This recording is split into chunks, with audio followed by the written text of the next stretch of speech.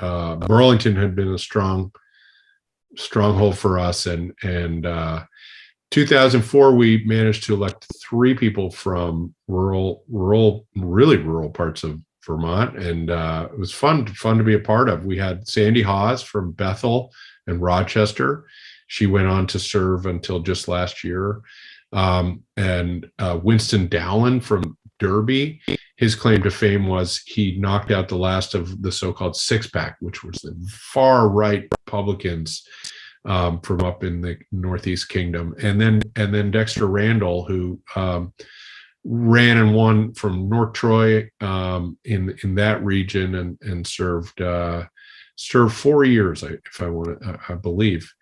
And it was great. I was, happy to help them and play a little role in their campaign. And then I was in the House a few years later, so I got to serve with them, and it was really interesting. They were, of course, smart and caring people, but maybe because they were not from Burlington or not sort of your standard progressive, as in the stereotype. When they stood up on the House floor, you would see them, the room would go quiet. People would listen to them. They were, Sandy was a lawyer by training and didn't talk a lot. So when she spoke up, about death with dignity or criminal justice issues, she had a lot to do with marijuana, medical marijuana. She was a very, very credible voice because she just didn't talk very much. Dexter Randall, maybe even more so, dairy farmer from the kingdom, sort of salt of the earth, and probably didn't wear a lot of suits before he had to go to Montpelier. And I remember very early on when we were paving the way for hemp growing in Vermont, when the feds were just sort of loosening the grip, and states who set up their own program could create this valuable alternative, diverse crop for Vermont farms. Dexter, during the debate, and it was quite controversial, just sort of whispered to me, "Should I say something?" And I said, "Yeah, Dexter, you have something to say, please."